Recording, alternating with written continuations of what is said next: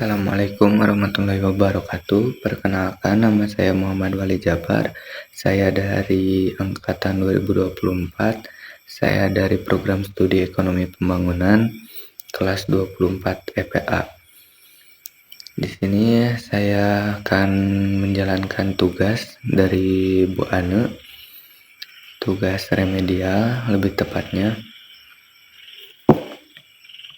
Nah, yang pertama saya akan menjelaskan jurnal. Jurnal menggunakan metode perpektual. Metode perpektual adalah metode yang dimana setiap pembelian dan penjualan barang dagangan dicatat dalam akun persediaan dan akun harga pokok penjualan. Nilai barang dagangan tersedia untuk dijual dan nilai barang dagangan yang dijual secara kontinu disajikan di catatan persediaan. Contoh dalam jurnal ini pada tanggal 2 Februari, pembelian persediaan barang dagangan secara kredit senilai Rp5.400.000 dengan kas senilai Rp400.000 dan utang usaha sebesar 5 juta. 6 Februari menerima piutang usaha senilai 6.100.000, di mana 6 juta dari penjualan dan 100.000 dari kas, di mana harga pokok penjualannya adalah 3 juta. Didebit dan dikurangi persediaan barang dagangan senilai 3 juta di kredit. 7. Membayar utang usaha senilai 200.000 yang disimpan di debit dan 200.000 untuk persediaan barang dagangan di kredit. 8. Membayar utang senilai 4.800.000 yang disimpan di debit dan dibayar secara tunai senilai 4.704.000 yang disimpan di kredit, dan 96.000 dari persediaan barang dagangan yang disimpan di kredit. 9. Retur penjualan dan penyesuaian harga jual sebesar 500.000 yang mengurangi piutang usaha, serta pengurangan persediaan barang dagangan sebesar 250.000 sebagai penyesuaian harga pokok penjualan. 12. Penerimaan kas senilai 5.490.000 dari piutang usaha senilai 5.600.000 setelah dikurangi potongan penjualan senilai 110.000. 14. Pembelian perlengkapan toko yang dilakukan secara tunai sebesar 300.000 di debit dan mengurangi kas sebesar 300.000 di kredit. 18. Pembelian persediaan barang dagangan senilai 8 juta di debit dan dibayarkan secara tunai senilai 8 juta di kredit. 20. Pembayaran upah karyawan toko sebesar 5.400.000 di debit ditambah beban upah karyawan di kantor sebesar 3.240.000 di debit dan dibayarkan secara tunai yaitu sejumlah 8.640.000 di kredit. Nah, yang selanjutnya saya akan menjelaskan tentang jurnal penyesuaian. Ayat jurnal penyesuaian atau AJP adalah catatan akuntansi yang dibuat untuk menyesuaikan saldo akun dalam neraca dengan kondisi keuangan perusahaan yang sebenarnya.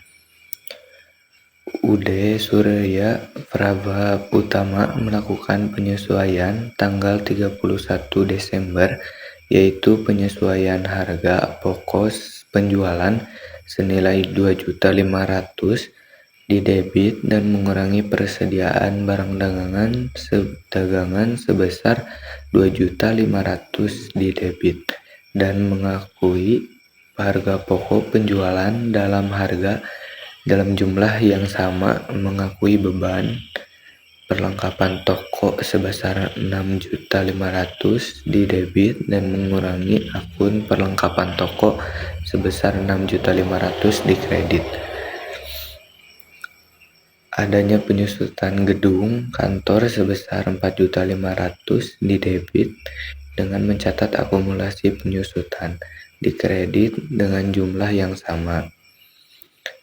Ada penyusutan perlengkapan toko sebesar 10.800.000 di debit dengan mencatat jumlah akumulasi penyusutan di kredit dengan jumlah yang sama yaitu 10.800.000. Penyusutan peralatan kantor sebesar 6.480.000 di debit dan dicatat dengan akun akumulasi penyusutan di kredit dengan jumlah yang sama yaitu 6.480.000. Mengakui beban upah karyawan toko sebesar 2.700.000 di debit dan ditambah beban upah karyawan kantor sebesar 1.620.000 di debit yang dicatat sebagai utang upah karyawan di kredit sejumlah 4.320.000. Mengakui beban asuransi sebesar 5.100.000 di kredit dan mengurangi akun asuransi dibayar di muka dengan jumlah yang sama yaitu 5.100.000 di kredit.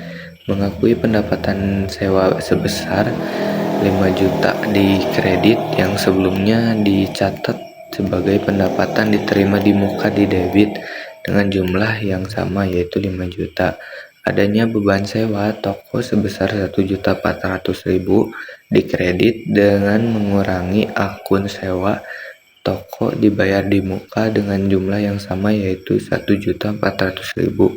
Jadi total saldo penyesuaian dalam jurnal ini adalah 46.600.000 di kredit dan di debit yang menunjukkan keseimbangan pencatatan. Selanjutnya saya akan menjelaskan tentang worksheet. Worksheet for the years ended Desember 31, 2023. Artinya ini adalah lembar kerja yang dibuat untuk membantu menyusun laporan keuangan perusahaan pada akhir tahun 2023. Ada beberapa kolom utama. Yang pertama, trial balance atau neraca saldo. Ini adalah daftar semua akun seperti kas, piutang, dan lain-lain, beserta saldo awal mereka seperti debit atau kredit. Saldo ini diambil dari buku besar perusahaan sebelum penyesuaian akhir tahun. Ada adjusted penyesuaian. Kolom ini digunakan untuk mencatat penyesuaian yang perlu dilakukan pada akhir tahun. Penyesuaian ini biasanya terkait dengan yang pertama, penyusutan aset, misalnya penyusutan gedung atau peralatan. Yang kedua, ada beban yang harus dibayar, seperti utang upah karyawan.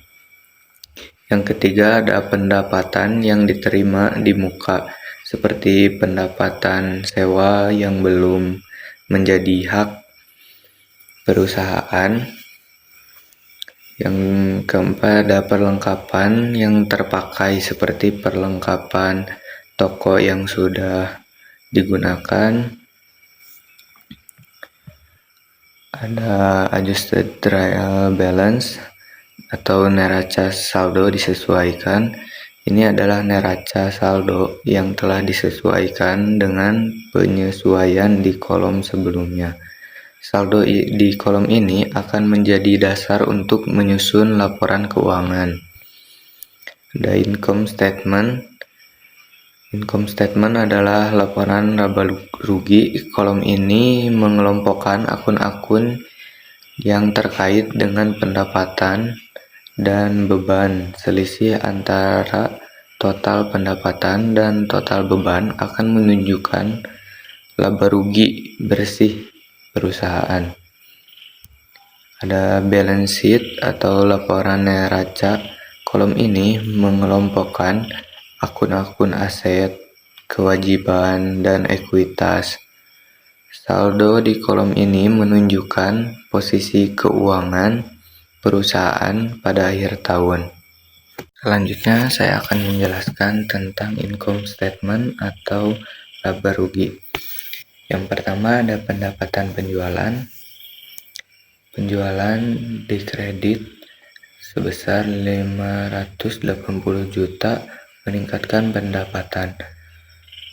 Ada retur penjualan dan pemotongan harga di debit sebesar 7.424.000. Mengurangi pendapatan. Ada potongan penjualan di debit sebesar 1.310.000 mengurangi pendapatan.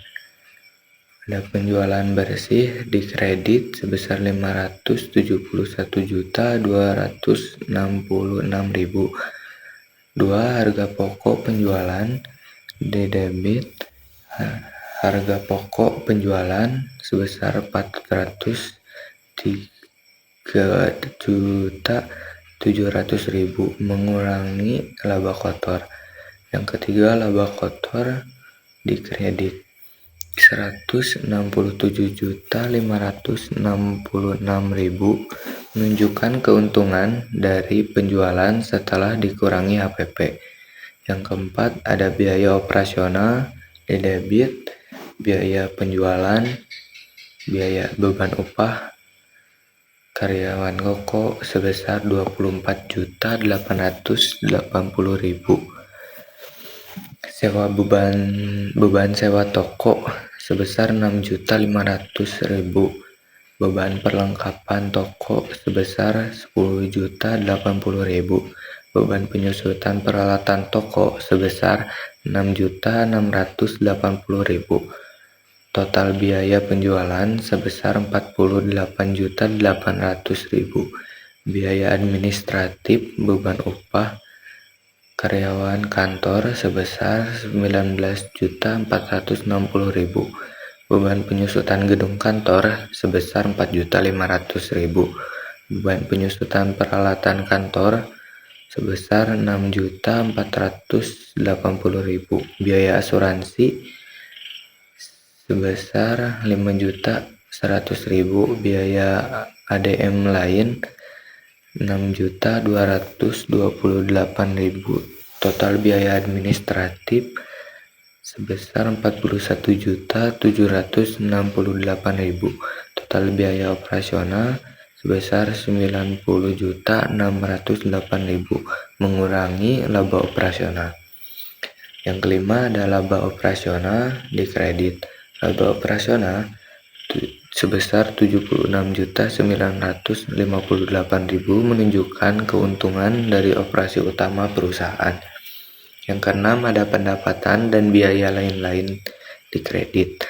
Pendapatan seperti sewa sebesar 5 juta meningkatkan laba bersih. Yang ketujuh ada laba bersih di kredit. Laba bersih sebesar 81.958.000 keuntungan akhir setelah semua biaya dan pendapatan diperhitungkan. Nah, selanjutnya saya akan menjelaskan tentang Statement of Owner Equity. Statement of Owner Equity artinya laporan perubahan modal pemilik. Laporan ini menunjukkan perubahan modal uang yang dimiliki pemilik perusahaan selama periode tertentu. Nah, 4 years ended 31 Desember 2023. Ini menunjukkan bahwa laporan ini mencakup periode 1 tahun, yaitu dari awal tahun 2023 hingga akhir tahun 2023. Isi laporannya modal surya atau modal awal Rp178.135.000. Ini adalah jumlah modal yang dimiliki pemilik Surya di awal tahun 2023. Angka ini dalam satuan mata uang kemungkinan rupiah. Laba bersih Rp81.958.000. Ini adalah keuntungan yang diperoleh perusahaan selama tahun 2023. Laba bersih menambahkan modal pemilik. Kenaikan modal pemilik Rp260.093.000. Angka ini didapatkan dari hasil penambahan modal awal dan laba bersih. Thrive sebesar 11 juta. Thrive adalah pengambilan uang perusahaan oleh pemilik untuk keperluan pribadi. Ini mengurangi modal pemilik Rp249.093.000. Angka ini didapatkan dari hasil pengurangan kenaikan modal pemilik dengan Thrive. Yang selanjutnya saya akan menjelaskan tentang Statement of Financial Position. Apa itu laporan posisi keuangan? Laporan posisi keuangan atau yang sering disebut neraca adalah sebuah ringkasan kondisi keuangan suatu perusahaan pada waktu tertentu. Laporan ini menunjukkan apa yang dimiliki perusahaan atau aset, apa yang menjadi kewajiban perusahaan atau utang, dan beberapa nilai modal pemilik. Mari kita lihat laporan Uday Surya Prabha Utama. Yang pertama ada aset. Aset adalah apa yang dimiliki perusahaan. Aset lancar. Ini adalah aset yang mudah diubah menjadi uang tunai dalam waktu singkat, biasanya kurang dari 1 tahun. Kas, uang tunai yang dimiliki perusahaan di tangan atau di bank, sebesar Rp36.904.000. Ada piutang usaha, uang yang dipinjamkan kepada pelanggan dan belum dibayar, sebesar Rp51 juta. Persediaan barang dagang, nilai barang yang siap dijual, sebesar Rp43.100.000. Perlengkapan toko, barang-barang kecil yang digunakan untuk operasional toko, Rp3.300.000. Asuransi dibayar di muka. Pembayaran asuransi yang sudah dilakukan untuk periode mendatang, sebesar Rp2.550.000. Sewa toko dibayar di muka. Pembayaran sewa toko yang sudah dilakukan untuk periode mendatang sebesar Rp1.400.000. Total aset lancar Rp138.254.000. Aset tetap ini adalah aset yang digunakan untuk jangka panjang dan tidak mudah diubah menjadi uang tunai, seperti tanah dan gedung kantor. Nilai tanah dan bangunan yang dimiliki perusahaan sebesar Rp130 juta. Akumulasi penyusutan gedung kantor, pengurangan nilai gedung karena pemakaian sebesar Rp13.500.000.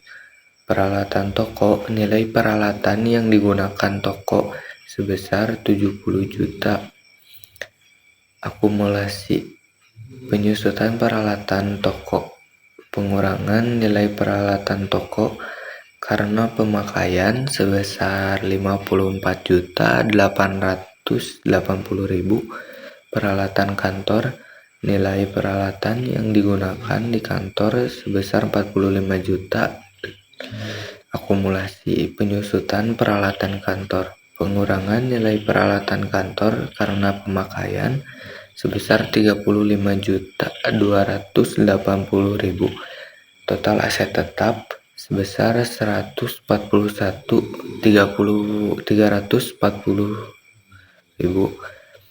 Kewajiban apa yang menjadi utang perusahaan? Kewajiban lancar. Ini adalah utang yang harus dibayar dalam waktu singkat, biasanya kurang dari 1 tahun. utang usaha, utang kepada pemasok atau pihak lain sebesar 22.181.000, utang upah karyawan, utang gaji yang belum dibayar kepada karyawan sebesar 4.320.000, pendapatan sewa diterima di muka uang sewa yang sudah diterima, tetapi layanan belum diberikan, sebesar 4 juta. Total kewajiban lancar sebesar 30.501.000. Ekuitas pemilik, modal surya, nilai investasi pemilik di perusahaan sebesar 249.093.000. Total ekuitas pemilik 249.093.000. Total kewajiban dan ekuitas pemilik 279.594.000. Kesimpulan, total aset UD Surya Prabha Utama adalah 279.594.000. Total kewajiban UD Surya Prabha Utama adalah 30.501.000. Modal pemilik UD Surya Prabha Utama adalah 249.093.000. Selanjutnya, saya akan menjelaskan mengenai closing entries atau jurnal penutup UD Surya Prabha Utama, yang dimana jurnal penutup adalah langkah terakhir dalam siklus akuntansi pada akhir periode, biasanya akhir tahun. Tujuannya adalah untuk menutup akun-akun sementara, yaitu akun-akun yang digunakan untuk mencatat transaksi selama periode tersebut. Akun-akun sementara ini meliputi akun pendapatan, akun beban, akun prive. Nah, jurnal penutup ini dibuat untuk tahun yang berakhir pada 31 Desember 2023. Yang pertama, menutup akun pendapatan, di mana akun penjualan dan pendapatan sewa yang memiliki saldo kredit dipindahkan ke akun ikhtisar laba rugi yang memiliki saldo debit. Ini dilakukan untuk menolakkan saldo akun pendapatan. Yang kedua, dan menutup akun beban. Akun-akun beban yang memiliki saldo debit dipindahkan ke akun ikhtisar laba rugi yang memiliki saldo kredit. Ini juga dilakukan untuk menolakkan saldo akun beban. Yang ketiga, menutup akun ikhtisar laba rugi. Akun ikhtisar laba rugi mencerminkan laba atau rugi bersih perusahaan. Jika perusahaan memperoleh laba, saldo ikhtisar laba rugi di kredit dipindahkan ke akun modal surya di kredit. Jika perusahaan mengalami rugi, proses dibaliknya. Yang keempat, menutup akun Thrive. Akun Thrive Surya yang memiliki saldo debit dipindahkan ke akun modal Surya di kredit. Ini mencerminkan pengurangan modal akibat pengambilan pribadi oleh pemilik. Nah, intinya, jurnal penutup ini adalah proses membersihkan akun-akun sementara agar siap digunakan untuk periode akuntansi berikutnya. Ini juga membantu memindahkan laba atau rugi bersih dan pengambilan pribadi ke akun modal pemilik. Seperti itu. Terima kasih banyak. Wassalamualaikum warahmatullahi wabarakatuh.